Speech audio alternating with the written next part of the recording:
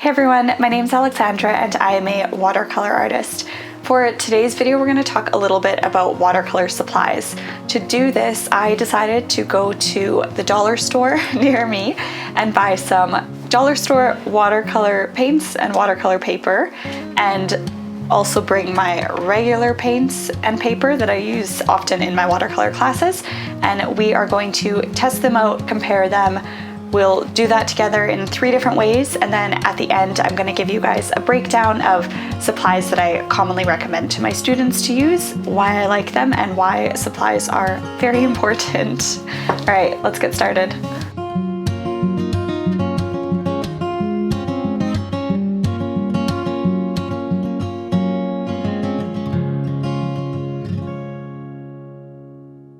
The first thing that we're going to test is our cheap watercolor on regular watercolor paper. So here I'm using Strathmore 140 pound Coldpress watercolor paper, and it's their professional grade.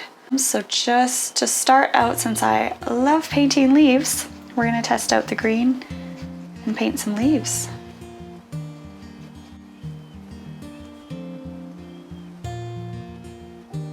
All right, so first impression, the paint is actually going on surprisingly darker than I thought it would.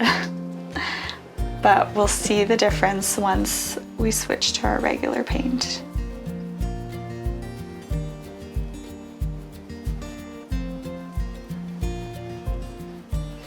All right, we'll do one more leaf, add our stem.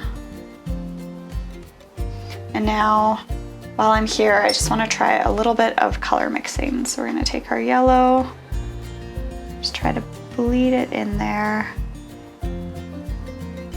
So what I notice right away is with the watercolor paint, as it dries really light. It's harder to get it pigmented darker. And when I try to mix my paint in, it doesn't seem to be blending very well, I think because it dries relatively quickly. Yeah, so that's our test. I'm just gonna try to get the paint a little darker and see how much paint I need to do that. Okay, so I have really wet my palette here, and you are able to get a darker color, but I've definitely put quite a lot of paint on my paintbrush. So here I'm using Art Philosophy's watercolor paints.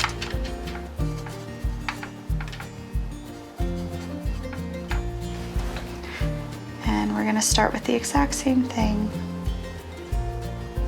So I can see right away as it starts to dry that I don't get as many of these lines showing and marks as I do with the cheap watercolor paint.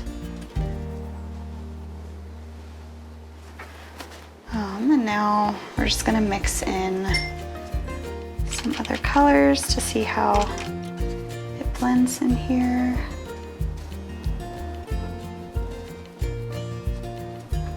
All right, so I did let it dry a little too much before mixing the paint in, but I can see that it still, even though it was pretty dry, does blend much better than the dollar store paints. Just add our stem there to finish off the leaf. And now I just want to try getting a really nice dark color with paint just to see the difference. So I'm mixing it on my palette here.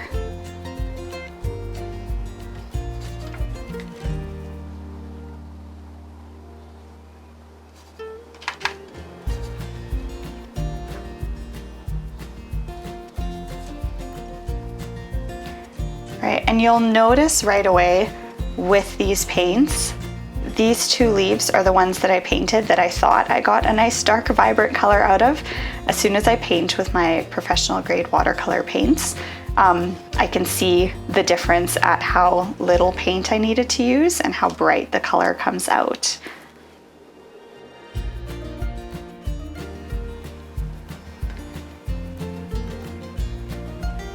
So right away I notice the difference. My paint is going on so much lighter. So for my next leaf, I'm going to try to make it less watery and see if there's any difference.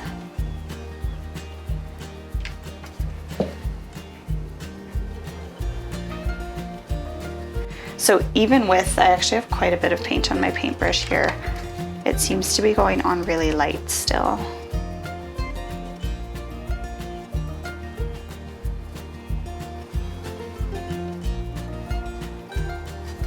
All right, we'll do one more leaf, and then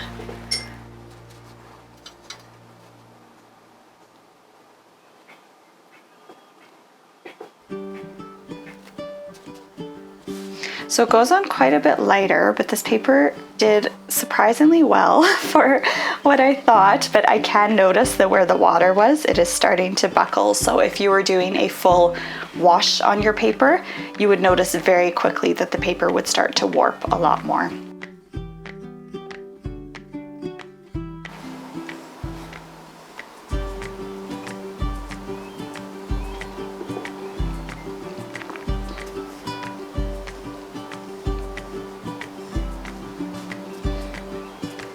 So again, I'm noticing that I really need to mix in my palette to get a nice dark color.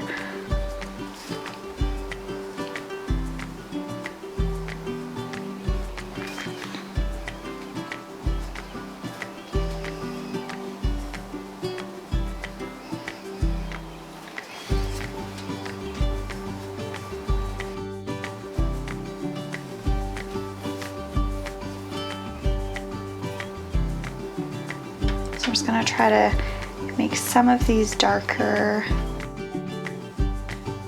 and then we'll see what happens as they dry. So for that, I'm using, yeah, quite a bit of paint on my paintbrush.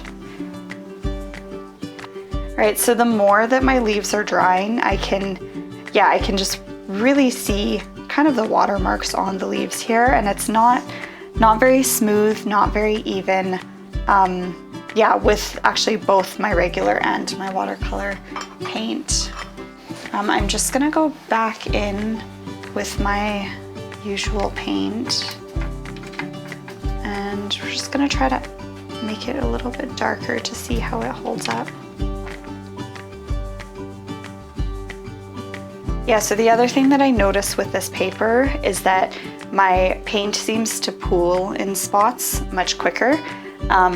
Instead of just, yeah, sort of bleeding into the page and drying into wherever I've put the water, which is why you get more of these marks, whether I'm using the dollar store paint or my regular paint.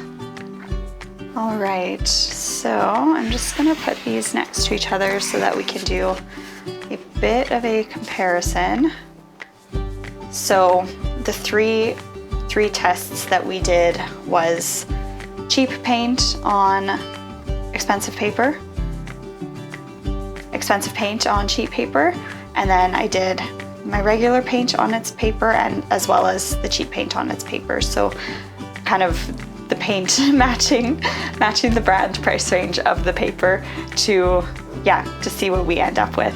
Yeah, and as I was saying before, a few things that I really quickly notice is on the cheap paper, it's right away I can see the paper start to buckle where the water is, and I can kind of see watermarks as well on my regular paper with my regular paint. The paint just flows so much more nicely. I can get these nice smooth lines. Yeah, versus the cheap paint, I put a lot of paint on these and I still don't get a super vibrant color. It comes out very light, so you would run out of this relatively quickly. I wanted to give you guys some options for some supplies that I use that are still affordable, so they're often ones that I recommend to my students.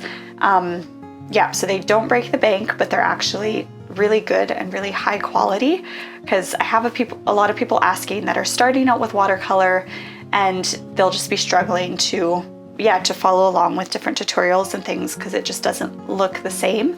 And honestly, the biggest thing that I will notice right away is I can tell what supplies people are using and kind of what level they are. So to give you guys a few options of things that you can use, for my watercolor paper, you can use a mix of different things. For these, I was using the Strathmore Ready Cut watercolor paper. So this one has for this size, it has 10 sheets in it. It's about $27. So you're paying about $2.70 per sheet. With watercolor paper, I know it's something that people struggle paying money for, because if it's just your practice paper, it's hard to kind of wrap your head around. That's $2 gone every time, or more depending on what paper you're using. But you guys will notice such a difference with different paper that you use. Yeah, as you get into the higher quality, I tend towards cold press more than hot press, just as preference, but you guys can, yeah, try both out, see what you like. But right away you'll notice that your paint dries so much nicer on the paper. You don't get this buckling that you do with cheaper paper, and it's just easier to mix colors on higher grade watercolor paper. So yeah, that is one that I definitely recommend. But if you guys go to whatever art stores near you and just ask them to recommend something that doesn't necessarily break the bank, but is good for painting, so going a little bit higher than a student level watercolor, even for practicing, I would still recommend this, just because with practicing, when you're wanting to practice your color mixing, color blending, if you're going at a student grade paper, so still something higher than this, it won't be as easy as if you just take that one next step up into a professional grade. Yeah, so that is something that I definitely recommend to my students. It will change how you paint and how you practice. So I honestly would sometimes recommend doing that first, even before going into super expensive watercolor paints. Yeah, but let's talk about some watercolor paints now. So I use a mixture of paints. When I'm painting more fine art, I will tend towards the Winsor & Newton Series 3 paints. So those are professional grade. They're very highly pigmented. They work really well for what I'm doing. But the paints that I recommend for my students, which I actually use almost always, is my Art Philosophy & Co. or Prima marketing palettes. So this one you guys will recognize from a lot of my videos. It's the Terrain palette. I use it quite often. These paints are, so in a palette, you'll notice I have my just testers of all the colors here. You'll notice how highly pigmented they are. So I use these paints often. I've had this palette for quite a long time, and it looks like I've almost used none of it when you look at each individual palette. So one of the first things you'll notice different with higher grade watercolors is they go a lot further. So with the dollar store ones I was using, I would need a lot of paint to get just kind of a darker color. With these, you don't need nearly as much, just because they're very highly pigmented. Yeah, so I recommend these a ton. I usually just buy them on Amazon is where I get them, or you can get them directly off the Prima website. Yeah, and then if you're looking to move up a bit, there's some other brands that have really good high quality paint. So like I said, I'll usually use Series 3 Winsor & Newton. But again, you'll notice a difference when you switch both your paints and your paper. These ones are about $35, but they last a really long time. So if you guys are just starting out, I would definitely recommend trying to switch to a few of these things, and you'll notice such a difference so quickly in your painting practice. Yeah, so I hope that helps. Right, so in conclusion, I have had some people asking me if I would choose better watercolor paint or better watercolor paper, which one would be my go-to. And yeah, this may surprise you, but my go-to would be better watercolor paper, just because I know if I'm doing a full wash and I have really cheap paper, it will actually affect the entire painting. Whereas with cheaper paint, even maybe a little bit better than this dollar store paint, but you can still do a lot when your paper is high quality. Yeah, it actually surprises you. So if you guys have sort of dollar store Walmart supplies already and you start buying more expensive, then test different things out. Test your cheap paints out on your a little bit higher quality paper, see what happens, see what you like.